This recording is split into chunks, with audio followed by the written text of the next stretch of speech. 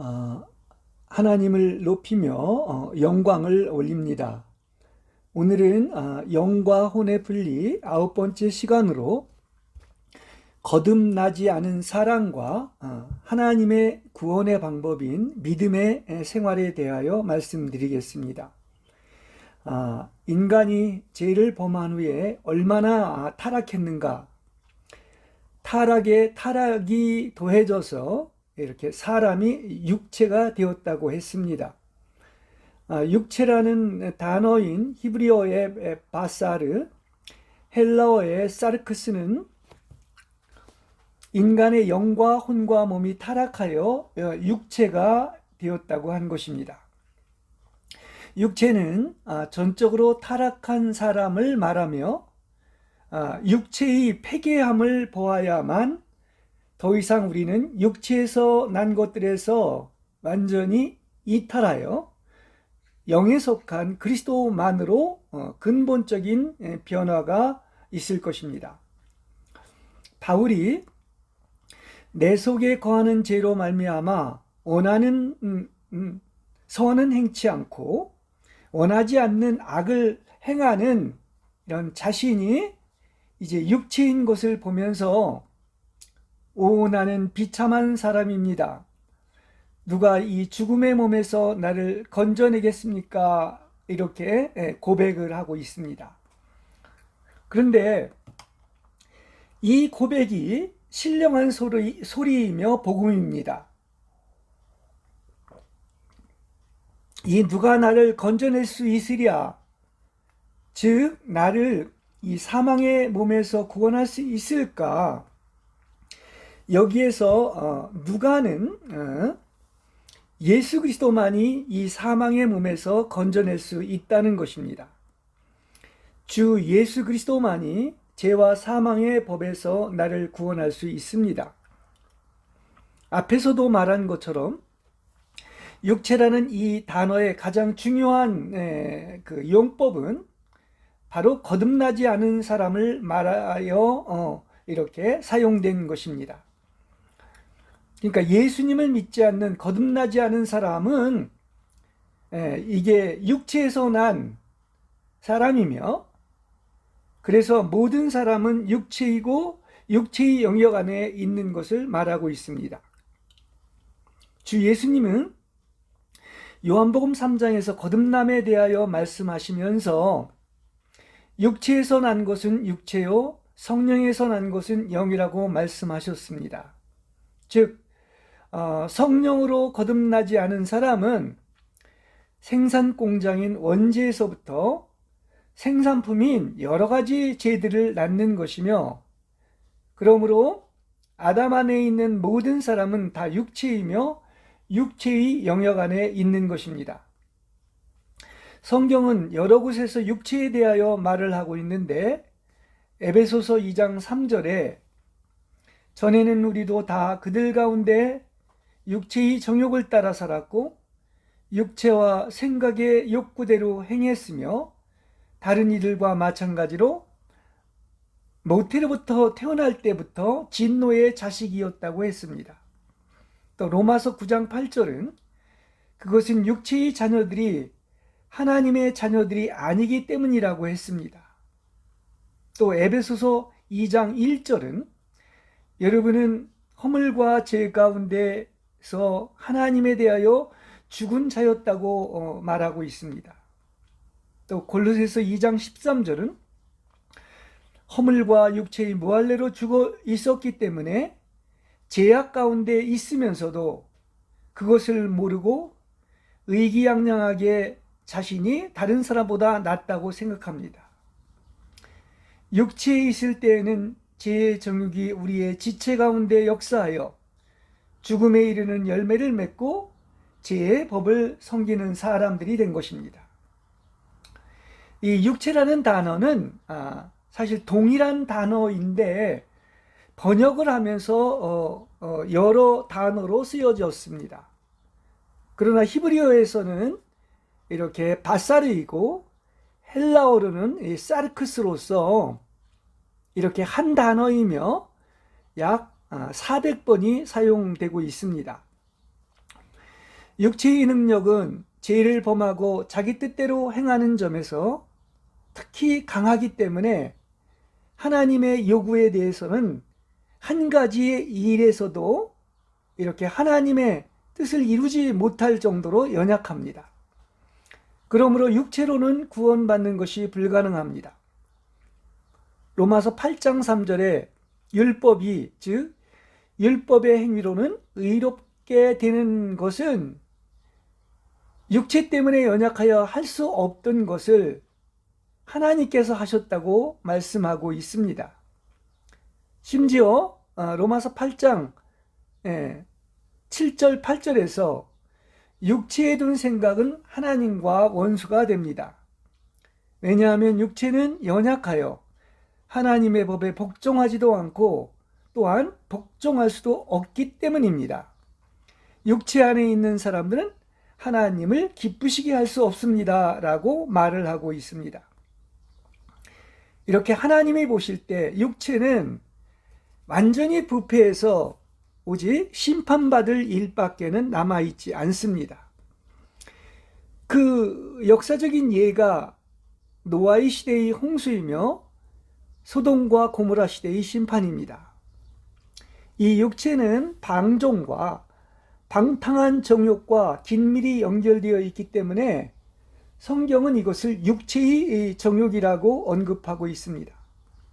하나님은 결코 육체의 성질을 바꾸어서 하나님의 기쁨이 되게 할 수 없습니다. 육체는 육체요, 지옥 보내져야만 마땅한 것입니다. 하나님 자신이 육체가 된 사람을 보고 나의 영이 영원히 사람과 함께 안으리라고 이렇게 말씀한 것입니다. 육체의 부패함은 하나님의 능력 밖의 일이고 하나님께서 개선할 수 없는 존재인 것입니다. 그래서 사람들은 이렇게 성경에 기록된 하나님의 말씀을 모르고 마치 육체를 개조하고 개선하려고 하는 것은 참으로 어리석은 것입니다. 하나님은 유다서 23절에서 육체로 얼룩진 속옷까지도 미워하라고 하였습니다. 이것이 바로 육체인 거듭나지 않은 사람의 모습인 것입니다. 자, 이 정도로까지 내가 육체라는 것을 생각하는 사람은 얼마나 될까요? 나에게는 아직도 괜찮은 부분이 있다. 나는 개조될 수 있다. 이것은 내가 보는 나로서 완전한 착각인 것입니다. 하나님이 보는 것은 내 안에 죄가 거해 악을 행하는 육체를 얼마나 혐오하고 싫어하는지, 그래서 죄에 대하여 진노하시고 육체를 유죄 판결하신 것입니다.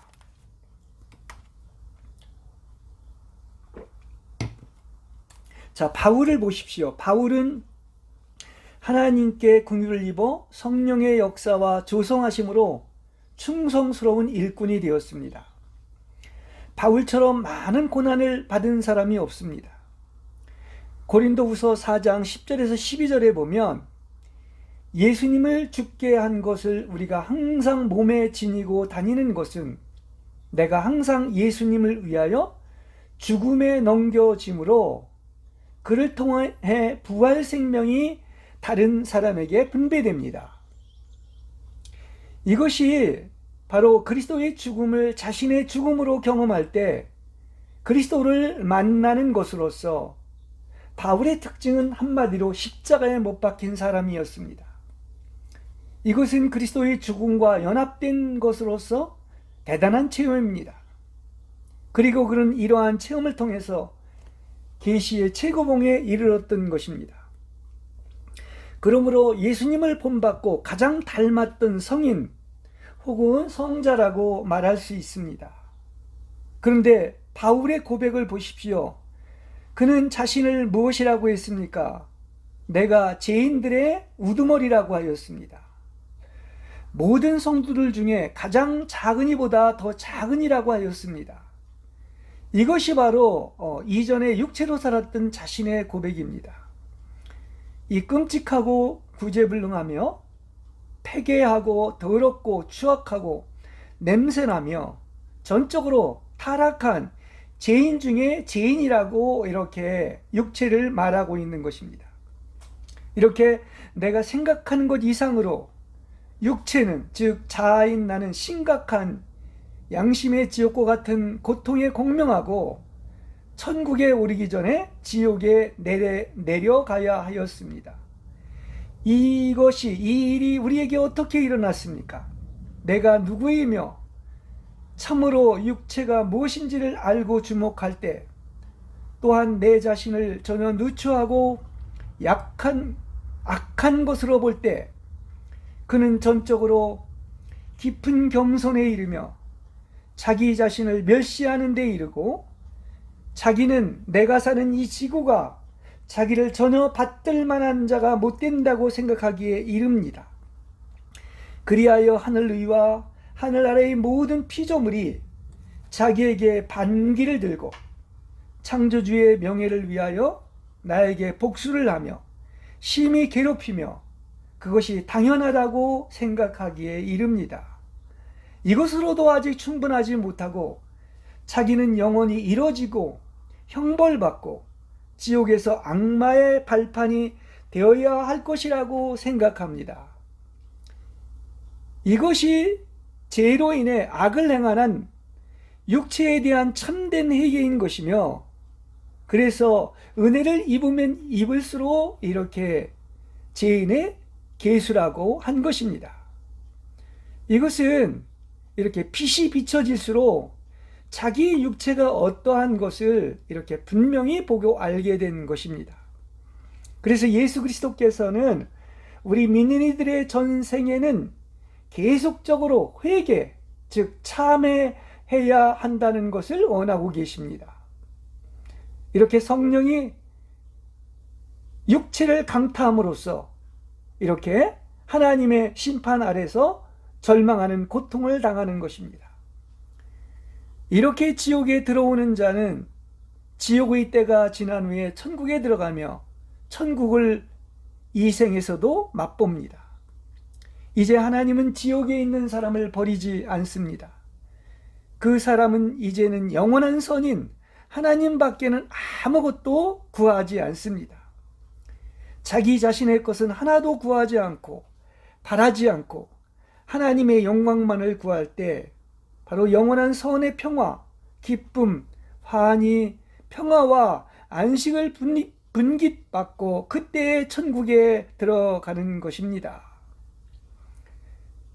그러므로 은혜 받는 최대의 수단인 이렇게 성령의 훈련을 통해서 전적으로 타락한 육체가 소멸되고 심판을 받는 것이며, 그래서 우리는 은혜를 입으면 입을수록 우리가 얼마나 함량 미달이며 자기를 위하고 이기적이고 이렇게 죄인의 우두머리임을 알게 되는 것입니다.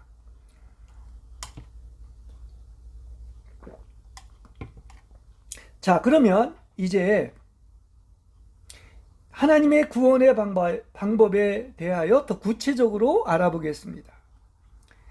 육체는 죄로 타락한 을 거듭한 것으로서 근원이 마귀에게서 나온 것이기에 구원받기 위해서는 근원이 달라야 합니다. 죄가 없으신 분을 통하지 않고서는 구원의 방법이 없는 것입니다. 그래서 하나님이 구원하시는 방법은 죄가 없으신 주 예수님이 육체의 모양을 취하셔서 말씀이 육체가 되신 것입니다. 말씀이 육체가 되심은 무엇입니까? 이는 사람의 죄를 속량하기 위하여 속죄 제물이 되시어 십자가에 달리신 것입니다.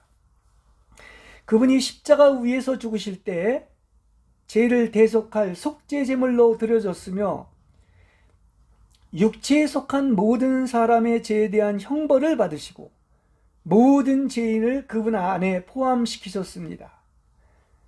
사람의 모양을 취하심으로 인류와 연합하셨고 또 그 육체를 못 박음으로 우리의 육체도 못 박힌 것이며, 이것이 바로 또한 그리스도 안에서 우리와 그리스도가 동일시 된 것입니다.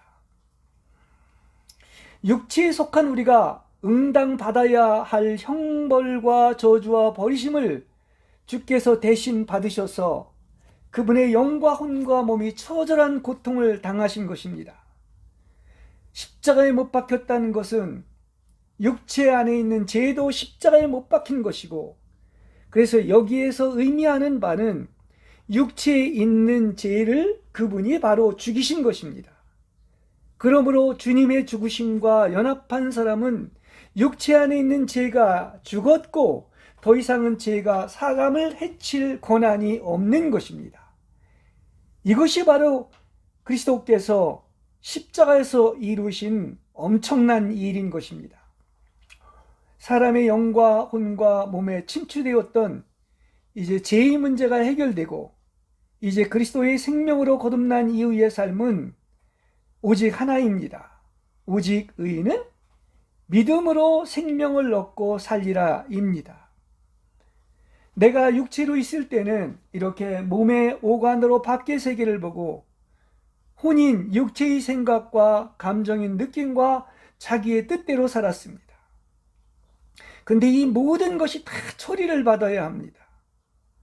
청각과 시각과 사람의 생각, 마음에서 떠오르는 것, 사람의 체험과 인간의 지혜로 살았으나 이제는 더 이상은 이러한 보이는 것이 아니라 믿음으로 사는 것인데 믿음의 대상은 보이지 않습니다.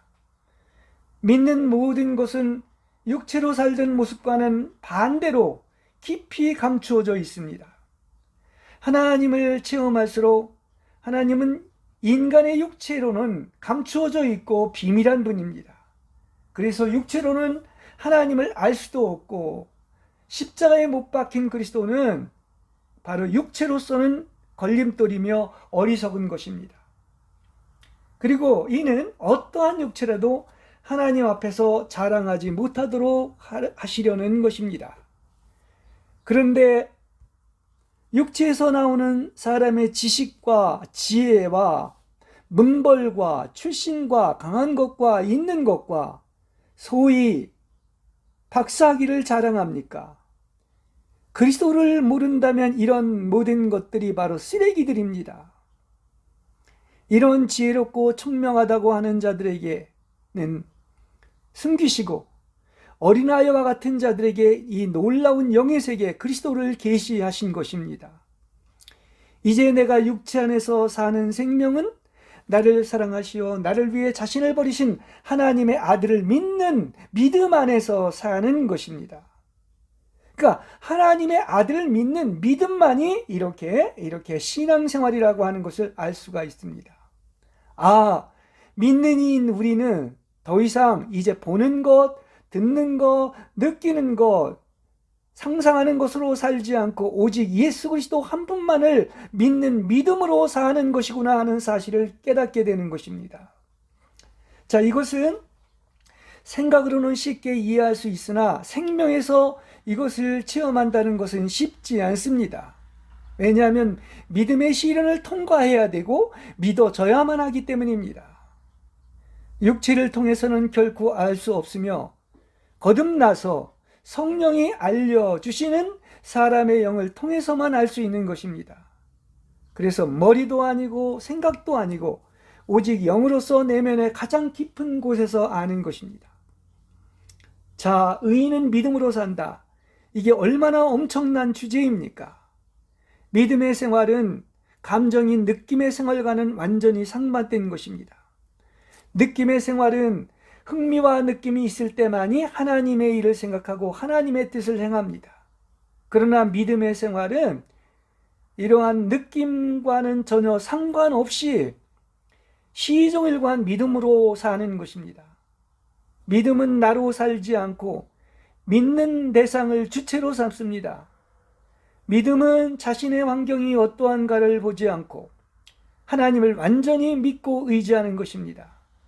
출애굽한 이스라엘 백성을 광야로 인도하신 것은 그들을 낮추시고 더 이상은 자기로 살지 않게 하시며 떡이 아니라 하나님의 말씀으로 살고 오직 하나님만을 믿고 바라보며 하나님만을 사랑하기 위한 훈련인 것입니다. 그러나 그들은 이것이 하나님의 훈련인 줄을 모르고 광야의 척박한 환경과 먹을 것, 입을 것으로 말미암아 두려워하고 불평하고 믿지 못하였던 것입니다. 그러나 이 40년 동안 그들은 몸에 걸친 옷이 헤어진 일도 없었고 발이 이렇게 붓는 일도 없었습니다. 징계는 하나님이 사랑하셔서 훈련하는 축복이므로 기쁘게 여기고, 이 징계의 목적은 결국은 젖과 꿀이 흐르는 좋은 땅으로 인도하기 위한 것입니다. 지금 우리를 광야에서 인도해 오신 이 모든 노정을 우리는 기억하시기 바랍니다. 하나님이 사랑하는 자는 보이지 않는 손길이 계속해서 있는 것이고, 또 성령의 훈련을 통하여 이렇게 육체인 나를 파쇄시키고 통제하시는 것을 느낍니다. 이것이 바로 성령이 인도하시는 생활입니다. 그러므로 우리는 우리 마음대로 살도록 하지 않습니다. 은혜를 받을수록 자신의 힘을 사용할 수 없게 되고, 이렇게 은혜의 강물에 깊이 들어갈수록 마음대로 할 수 없고 강의 흐름에 완전히 내어 맡기는 것입니다. 우리는 하나님의 절대적인 주권을 인정하고 순종할 따름인 것입니다. 우리는 이것을 이렇게 평생 훈련을 해야 합니다. 우리가 많이 진보해서 육체가 죽었다고 생각하고 살았으나 또 자신도 모르게 육체가 고개를 들고 생각을 땅의 일에 두는 때가 많이 있습니다. 그래서 육체에 둔 생각을 할 때마다 승리의 장소인 골고다의 십자가로 가야 하고, 자기를 부인하고 날마다 자기 십자가를 지며 혼생명인 육체를 미워해야 합니다.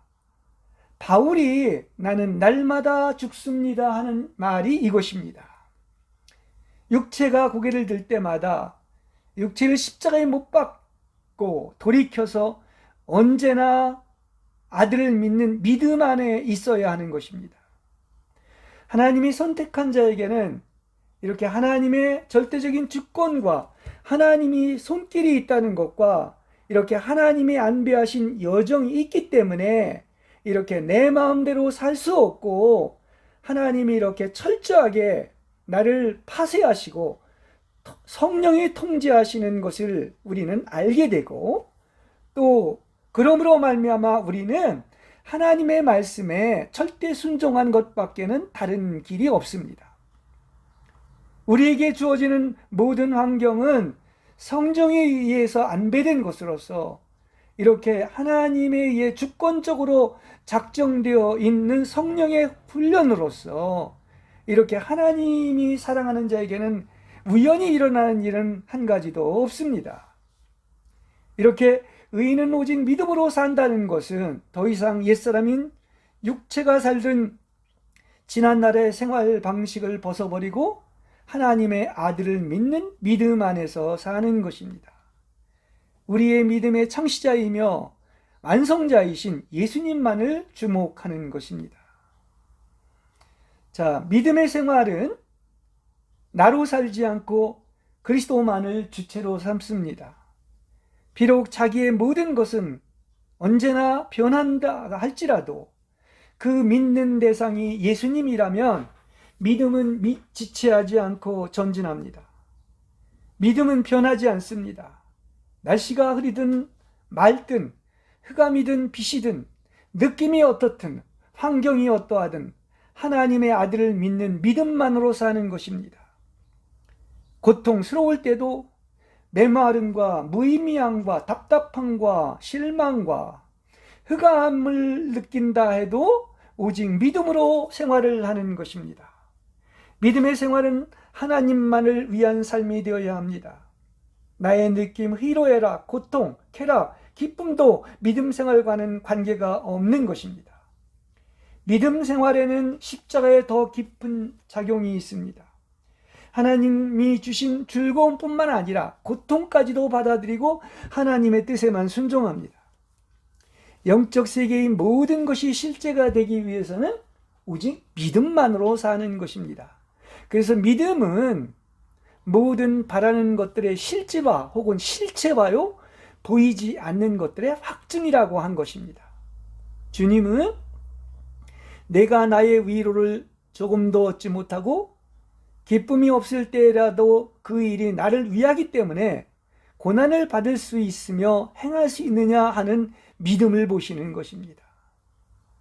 내가 1000번 죽고 피조물이 그 위에 덮쳐와서 고통을 줄지라도 너는 이 모든 것을 받아들이고 참고 믿음의 생활을 떠나지 않을 것이냐?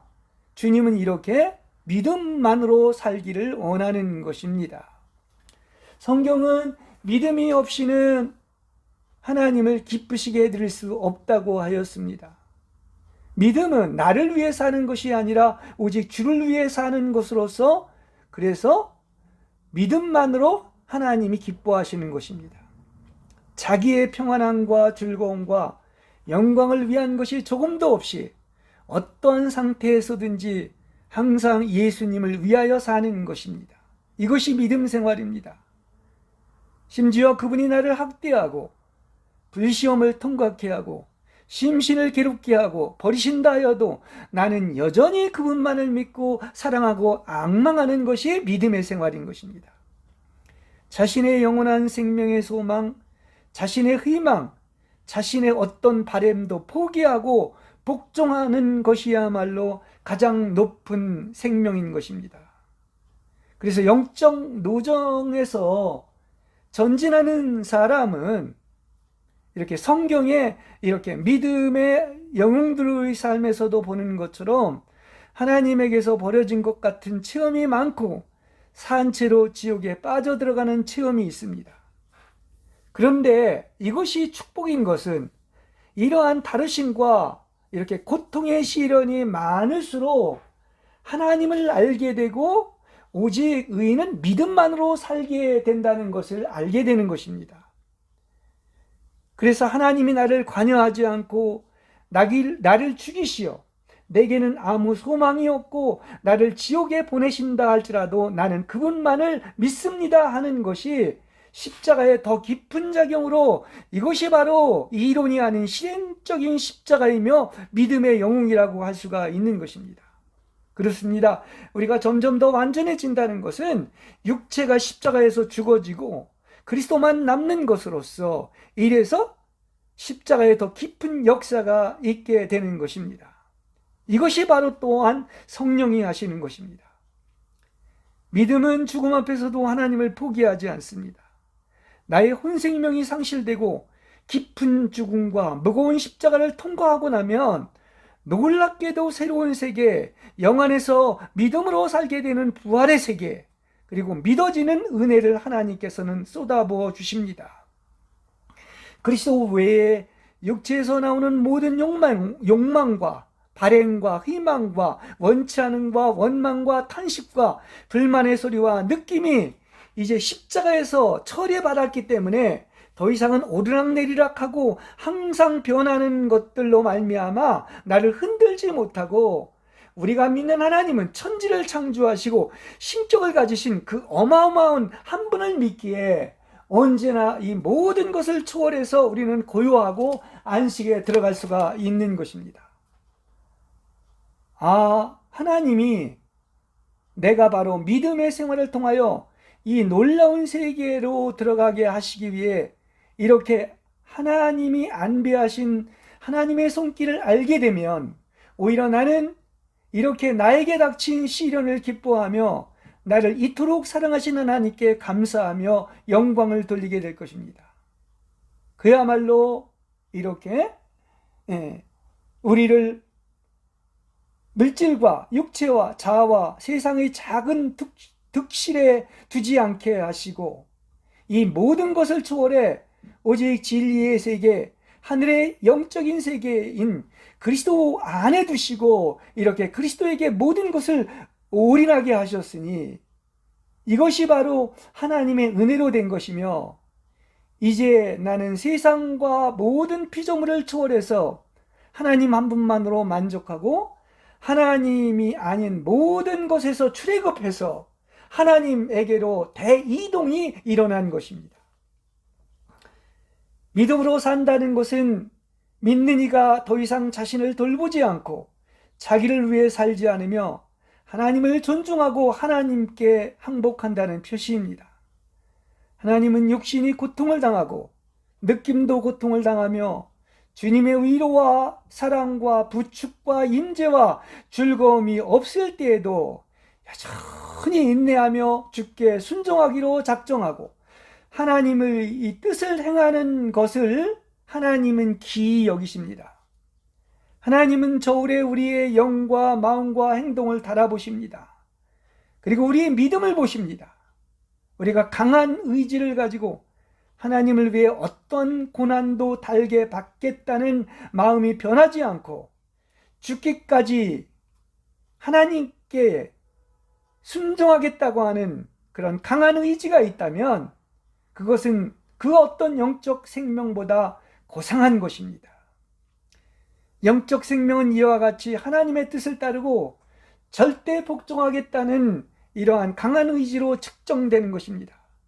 그리고 그분의 뜻을 행하고 복종하는 것은 또한 우리를 기쁘게 하기에 충분합니다. 왜냐하면 거기에는 추수의 열매가 있고 또한 이렇게 믿음만으로 산다는 것을 하나님을 기쁘시게 하기 때문인 것입니다. 이렇게 모든 그리스도의 근간을 이루는 이 믿음으로 의인이 되었다고 하는 믿음만으로 살 때 의인이 된다는 말씀은 이렇게 생명에서 이것을 체험한다는 것이 쉽지 않으며 이렇게 온갖 다루심과 시련과 십자가에 못 박힌 체험이 있어야 참된 믿음의 생활에 들어가게 되는 것입니다. 그래서 영적 노정에서 믿음으로 산다는 것은 출발에서부터 또 완성에까지 여전히 믿음으로 산다는 것은 함께하는 것입니다. 이전에는 느낌과 이 믿음의 생활이 반복이 되었으나 이제는 오직 믿음의 생활로 말미암아 사는 것이 진실한 영적인 생활인 것입니다. 그 믿음의 시련을 통과해서 이전 것을 십자가에서 다 처리받았고 이제 이전 것은 다 지나갔습니다.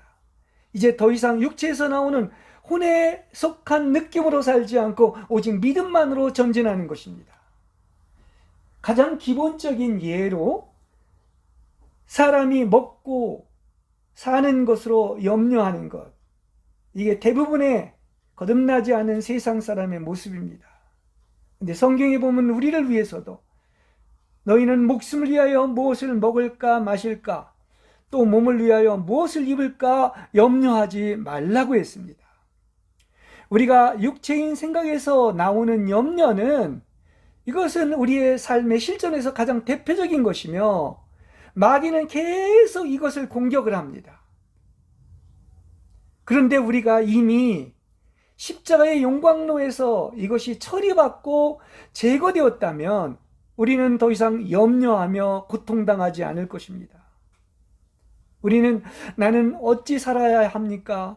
내가 왜 이래요? 아버지 나는 어떻게 하면 좋아요? 먹을 것, 마실 것, 입을 것 염려하는 것은 이것은 너의 악함에서 온 것이라고 신원하고 있습니다. 이러한 것들은 육체에서 나온 것입니다.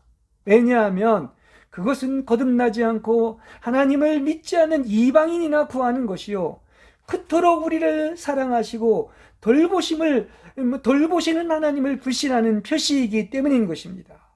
그렇습니다. 육체에 둔 생각은 하나님과 원수가 된다고 하였습니다. 그리고 생각을 하나님의 일에 두지 않고 도리어 사람의 일에 두는 것은 사탄이라고까지 하였습니다.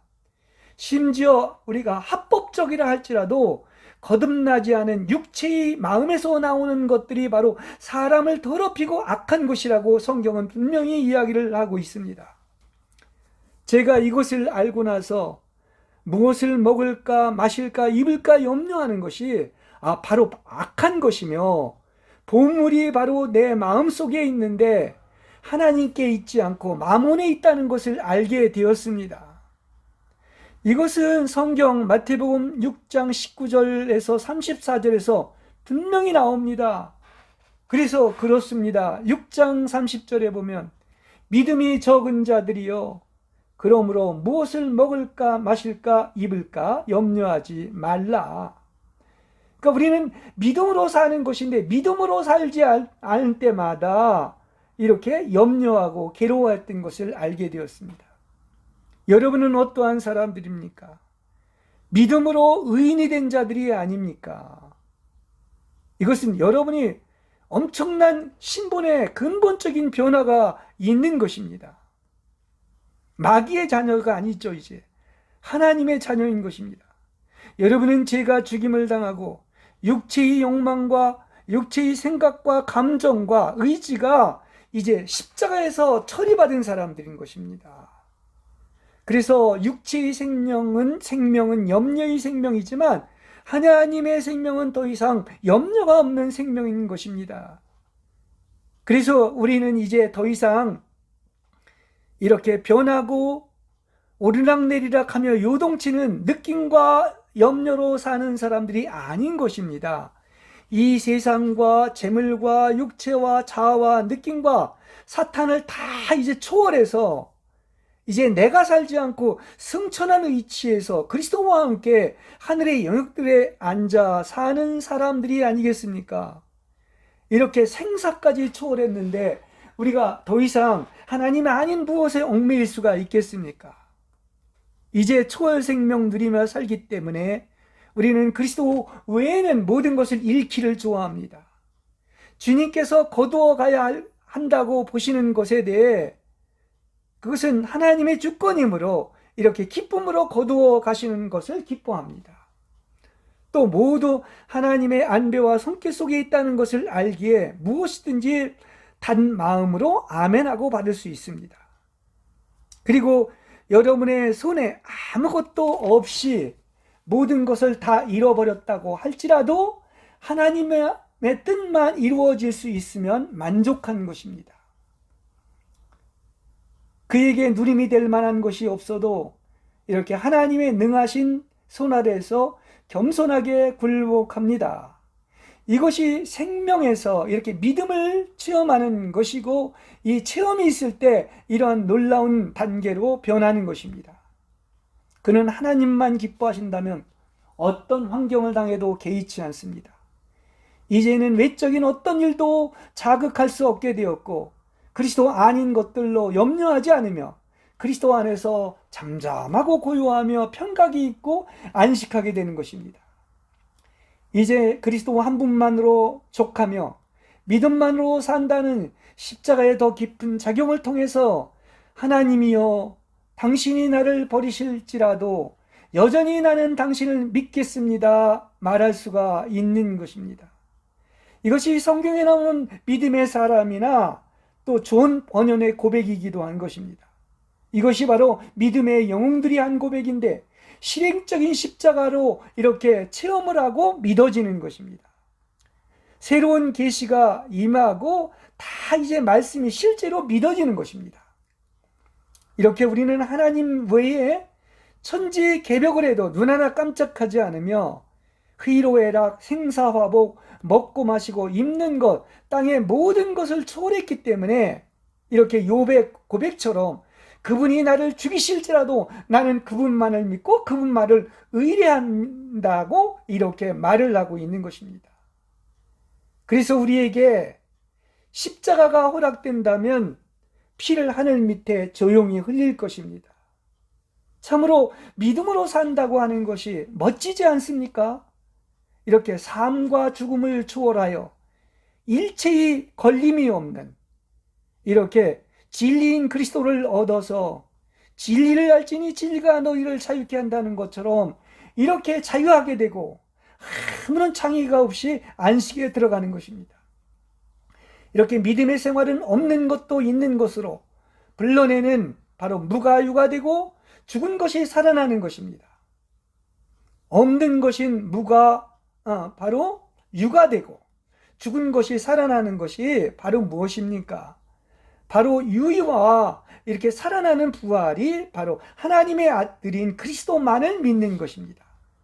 이러한 믿음은 하나님을 영화롭게 하며 하나님을 기쁘시게 합니다. 여러분은 이러한 믿음으로 영웅의 삶을 사는 자유한 사람이 되어서 참으로 안식하는 여러분이 되시기를 주님의 이름으로 간절히 축복합니다. 할렐루야. 아멘.